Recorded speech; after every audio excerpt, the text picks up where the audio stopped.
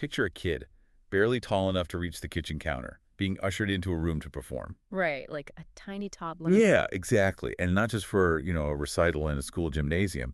This kid is holding a stringed instrument, getting ready to play for the President of the United States. Which is terrifying enough on its own. Totally. And not just once, but for two different presidents, Dwight D. Eisenhower and John F. Kennedy. And he did this before he was even in the third grade. It's just unfathomable. It really is. And usually when we hear about a childhood like that, we expect a very specific trajectory, right? Like a story of rigid perfectionism, eventual burnout, and basically a life lived entirely inside a soundproof practice room. Oh, absolutely. The expectation of flawless execution at that age, it usually creates this intense pressure cooker. It often isolates a person, kind of narrowing their entire universe down to just the wood and strings in their hands. But then you look at today's subject, and that expectation is just completely shattered. So, welcome to today's deep dive. If you're listening, you are our favorite learner. And we've been digging through a massive biographical dossier to bring you the story of one of the most recognizable names in music history, the American cellist, Yo-Yo Ma. And it is quite a dossier. Oh, yeah. But our mission today isn't just to, list his Grammy Awards or recite his resume. We really want to uncover the mechanics of his life. Like, how does a child prodigy evolve into a cultural anthropologist, a global diplomat, and a pop culture icon who uses a 300-year-old piece of wood to connect humanity? Okay, let's unpack this. To set the stage for you, I want you to imagine the backdrop of our conversation shifting. So we start in a pristine, gilded classical concert hall. Very traditional. Right. But then the walls dissolve and we're suddenly on the dusty trails of the ancient Silk Road, surrounded by all these global instruments. I love that visual. Yeah. And then finally, we settle into a bustling, chaotic, modern cityscape. That visual journey really represents his completely genre-defying career. I mean, born in 1955 in Paris to Chinese parents, he has released over 92 albums. Wow, 92. And won 20 Grammy Awards. But, those numbers, as massive as they are, they don't actually capture his real legacy. His true impact is how he fundamentally dismantled what it means to be a classical musician. We really have to start at the beginning, I think, to understand the foundation he was building on. Because his mother, Marina, was a singer, and his father, Hiao Xin, was a violinist, composer, and professor. A very musical household. Super musical. They had fled the Chinese Civil War to Paris, where he was born, and then moved to Boston when he was 7. And he played the violin, the piano, and the viola. But he finally settled on the cello in 1960 at the age of 4. And the story behind that choice is just fantastic. It's so good. Right. At 3 years old, he actually wanted to play the massive double bass. Just picture a toddler trying to wrap his arms around an instrument that is essentially a piece of furniture. He was incredibly persistent about it, too. He ended up compromising with his father, who went to a renowned Parisian violin maker named Etienne Vettelot. Okay. And Vassello lent them a tiny 1/16th size cello, which finally satisfied him. A 1/16th size cello. That's amazing. It's adorable. But the reality of his early years was really intense. His father managed his early education before realizing, his son needed a more skilled teacher, so he signed him up with Michel Lapinte. From there, the trajectory is staggering. Yeah, the presidents. Exactly. Performing for Eisenhower and JFK at age 7. By age 8, he's debuting on American television with his sister, Yu Cheng. Who later became a pediatrician, right? Yes, she did. And they were introduced on that broadcast by none other than Leonard Bernstein. I mean, that is wild. And by 9, he's on The Tonight Show, introduced by Isaac Stern. If you think about the psychology of that, being a prodigy is kind of like being a child CEO of a highly structured, high-stakes startup. That's a great comparison. Every minute of your day is optimized for this one singular output. Yeah. But how does someone grow up in that environment without becoming a cello-playing robot? Doesn't that kind of intense, singular focus usually severely stunt a person's worldview? Well, what's fascinating here is his educational pivot. It completely altered his trajectory because he went to Juilliard, studying with the great Leonard Rose. He briefly attended Columbia University, but then he transfers to Harvard College. Right. And he doesn't get a degree in music performance. In 1976, he graduates from Harvard with a bachelor's degree in anthropology. Wait, anthropology? Yeah. So he essentially steps out of the practice room and starts studying the entirety of the human race. Exactly. That anthropological lens is what saved him from the prodigy trap. He spent his time at Harvard and his summers at the Marlborough Music Festival. Marlborough, yeah. Yeah. where he actually met his future wife, Jill Horner. And he played under his childhood hero there, Pablo Casals. Instead of just obsessing over the physics of playing notes perfectly, he started studying the underlying human condition. Like, who were the people that wrote these notes? What were the cultural forces that shaped them? So it wasn't just about technique anymore. Not at all. Anthropology became the secret decoder ring for his entire career. Because if you look at the world through the lens of human culture, you can't stay siloed in the traditional classical music lane. It's too restrictive, Mm-hmm. you know. Critics have called his playing style omnivorous, and when you look at what he actually plays, you totally see why. Oh, definitely. I mean, he has absolute mastery of the standard classical repertoire, sure. But then he takes his cello and drops it into American bluegrass, traditional Chinese melodies, the tangos of Argentine composer Astor Piazzolla, and contemporary Brazilian music. Think about the mechanics of what you just described, though. Taking a classical cello into a bluegrass setting isn't just a matter of playing different notes. Right, it's a whole different vibe. It's a different physical technique. He had to physically unlearn the precise metronome-like timing of classical music. He had to learn the bluegrass chop technique. What's the chop technique? It's where you use the cello bow, almost like a percussion instrument, hitting the strings to keep the offbeat. It requires an entirely different physical relationship with the instrument. Wow. And the collaborations are just wild. Bobby McFerrin, Carlos Santana, James Taylor. He even contributed to a charity tribute album called the Metallica Blacklist. Yes. He backed up Miley Cyrus on a cover of the song Nothing Else Matters. Like taking an instrument historically associated with European aristocracy Yeah. and using its dark, resonant undercurrent to anchor a heavy metal track. It's brilliant. We also see his anthropological approach in his film scores. I mean, he's featured on John Williams' soundtracks for 7 years in Tibet and Memoirs of a Geisha. Gorgeous soundtracks. It's beautiful. And he recorded Ennio Morricone's legendary compositions for films like The Good, the Bad, and the Ugly. But the ultimate manifestation of this is the Silk Road Ensemble, which he founded. Tell me about the Silk Road Ensemble. Well, he brought together musicians from diverse countries historically linked by the ancient trade route. He wanted to physically demonstrate how cultures naturally bleed into one another. He was blending instruments like the cello with the Chinese pipa or the Indian tabla. He even took this beyond music into physical space, which is crazy. Yeah. In Toronto, he co-designed a music garden. He literally collaborated with landscape architects to translate Bach's Suite No. 1 into the physical environment. How does that even work? Well, different sections of the garden mirror the swirling, flowing dance movements of the suite. But here's where it gets really interesting. It's like he is a master linguist, trying to speak every dialect on Earth. But if you're listening to this, you might be wondering, if you spread yourself across bluegrass, tango, heavy metal, and landscape architecture, don't you eventually lose your edge as a classical master, like jack of all trades, master of none? Does he risk diluting his core talent? It's the natural assumption to make, for sure, but genre isn't a boundary to him. It's just a different dialect of the exact same human language. Okay, I see. His rich, smooth tone, his virtuosic technique, and what critics call his soulful lyricism that remains a constant grounding force underneath all these wild explorations. He doesn't change how he speaks through the cello, he just expands who he is speaking to. That makes a lot of sense. And you don't get to hop between 17th century Bach and modern bluegrass using just any instrument. Ma's empathy for different cultures actually extends to the wood itself.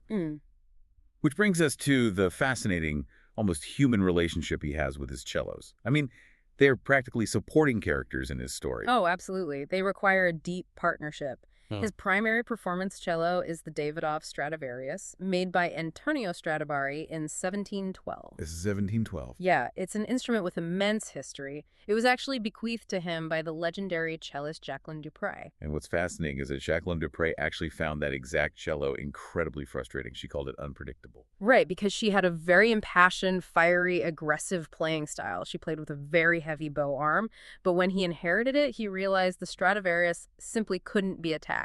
If you apply too much pressure, the sound chokes. It just shuts down. Exactly. He noted that the instrument must be coaxed. You have to lighten the touch and just let the natural resonance of the 300-year-old wood do the work. It's like someone driving a temperamental, priceless, vintage Formula One car. If you force it, if you just mash the gas, it spins out and fights you. But if you partner with it, if you listen to what the engine wants, it flies. So Jacqueline Dupre essentially tried to tame a wild horse, but he realized he had to whisper to it. That is a perfect analogy. That kind of sensitivity is a requirement for these instruments. And it's not his only priceless cello. He also plays a 1733 Domenico Montagnana cello, which has a fantastic name. Petunia. Petunia, a student in Salt Lake City, approached him after a class and asked if the cello had a nickname. He said no, but told her she could name it if he played for her. She picked Petunia, and it stuck. I love it that a 1733 masterpiece is named Petunia. But man, Petunia has had a very stressful life. Oh, you mean the taxi incident? Yes. In 1999, he accidentally left it. And keep in mind, this is an instrument valued a few years later at $2.5 million in the trunk of a New York City taxicab. Oh my God. Just imagine the absolute panic of watching a Ford Crown Vic drive away with a multi-million-dollar piece of history in the back. Thankfully, it was quickly returned undamaged. But 1999 was relentless for Petunia. Later that same year, the cello's neck was severely damaged by an X-ray baggage scanner in Taiwan. Ouch. Yeah. He had a concert to play, so he had to scramble and borrow the Paul Stradivarius from the local Chime Museum just so he could perform. But impressively, Petunia was repaired by a local luthier just in time for him to actually play both cellos during the concert. He's very adaptable, though. He also plays modern cellos, including one made entirely of carbon fiber. That adaptability is key. Like, he doesn't just stick to the antique wood. Exactly. And this raises an important question about the relationship between the artist and the world around them. Notice how his approach to the Davidoff Stradivarius, that it must be coaxed rather than forced, mirrors his entire worldview. He doesn't impose his will on the wood, he collaborates with it, and he does the exact same thing with people. He really does. He takes that collaborative empathy and deploys it in places where language has failed or broken down entirely. I mean, think about September 11, 2002. He was the first performer at the site of the World Trade Center as the names of the dead were read on the first anniversary of the attacks. He played the Sarabande from Bach's Cello Suite No. 5. And the choice of that specific piece is vital to understand. A sarabande is originally a slow, stately dance, but in Bach's Fifth Suite, it's stripped down to a single, haunting, solitary line of notes. So no big chords or anything. Right, there are no chords to provide comfort or warmth. It perfectly captured the feeling of absolute isolation and grief of that day. And he does this constantly. He performed at the Interfaith Healing Service following the Boston Marathon bombing.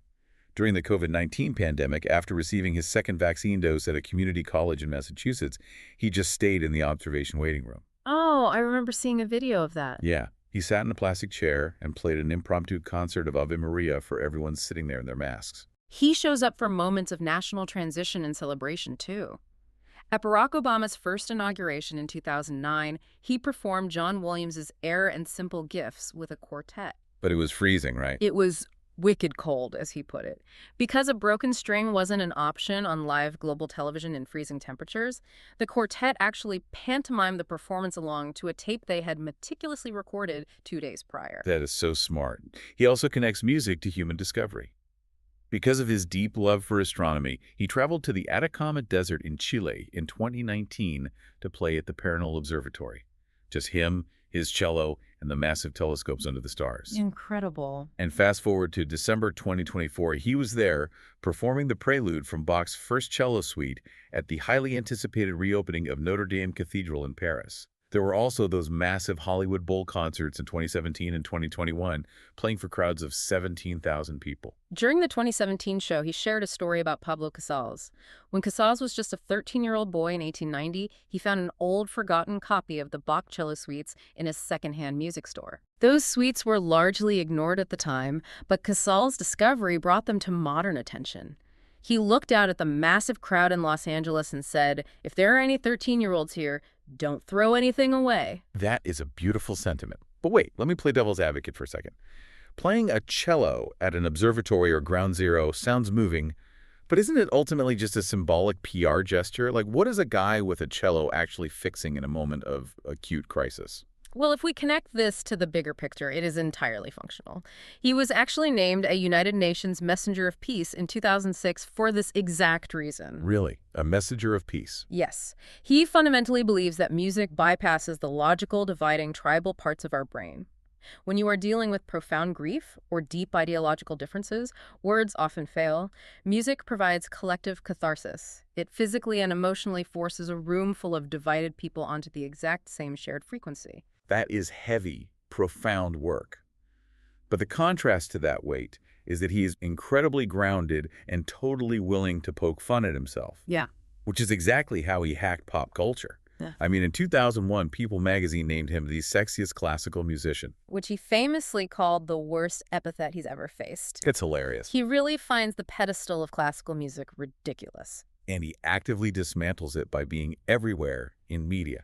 He's been on Sesame Street 5 times. 5 times. He's appeared on the children's cartoon, Arthur, played at a congressional Christmas party on the West Wing, and been a guest on the Colbert Report and NPR's Tiny Desk concerts. He was even on The Simpsons twice. I didn't know he was on The Simpsons. Yeah, he played himself in an episode called Puffless, and his likeness appeared in another episode, voiced by Hank Azaria. He also had a cameo in the Netflix movie Glass Onion. So what does this all mean? Like contracting this stiff tuxedo-clad stereotype of classical musicians with a guy hanging out on Sesame Street? Well, he realized early on that the tuxedo-clad classical world was incredibly intimidating to outsiders. By appearing on Sesame Street, he was intentionally ensuring that a child's very first exposure to a cello was next to Big Bird. Ah, that's brilliant. He strips away the elitism before it can even form in a person's mind. It's the same reason he had such close ties with Steve Jobs. He played at major Apple events and at Jobs' memorial service. That's a fascinating connection. Jobs always talked about the intersection of technology and the liberal arts, and Yo-Yo Ma is the living embodiment of that intersection, using intense technical mastery to deliver pure human emotion. Part of this deep appreciation for life and his willingness to just hang out with Big Bird or Homer Simpson comes from a place of intense personal resilience, too. In his 20s, he developed severe scoliosis. Oh, wow. Yeah, it required major surgery and threatened his ability to play the cello entirely. Surviving that made him view his entire subsequent music career as a gift. When you almost lose the ability to do the thing you love, you don't waste time being a snob about it. You just want to share it. You also get a sense of his deep roots from a PBS series called Faces of America. They traced his genealogy and found his paternal line goes back 18 generations to the year 1217. 1217. Yeah, a relative actually had to hide the family genealogy in their home in China to save it from being destroyed during the Cultural Revolution. And fun fact from the DNA research, he is distantly related to actress Eva Longoria. That is so random but awesome. Yeah. So when you look at the entire scope of his life, it really is a masterclass in connection. Let's do a rapid-fire recap for you listening. We started with a 4-year-old child prodigy compromising on a tiny cello in Paris, navigating the pressure cooker of playing for presidents. Right, and we saw how a Harvard anthropology degree shifted his entire worldview. He stopped studying notes and started studying people, leading to an omnivorous repertoire that spans the bluegrass chop technique, Argentine tango, and the Silk Road Ensemble. We explored how his empathy extends to the wood itself, coaxing the Davidoff Stradivarius rather than attacking it, and surviving the panic of leaving the $2.5 million Petunia in a New York City taxi. And finally, we saw him act as an instrument of diplomacy, playing a solitary sarabande at Ground Zero and Bach in a vaccination clinic, all while intentionally hacking pop culture on Sesame Street to break down the walls of classical music. It's an unbelievable journey, and it leaves me with this final thought for you to mull over today. When we look at his life, from that Harvard degree to the Silk Road Ensemble to playing alone under the stars at the Atacama Desert Observatory, what if we've been looking at him backwards this entire time? What if Yo-Yo Ma isn't actually a musician who happens to be interested in humanity? What if he is, at his absolute core, an anthropologist? And the cello is simply the field journal he uses to record and connects the human race. That completely changes the way you hear every note he plays. It really does. Thank you for joining us on this deep dive. Do yourself a favor today. Go put on his recording of the Bach cello suites and listen to it with entirely fresh ears. Catch you next time.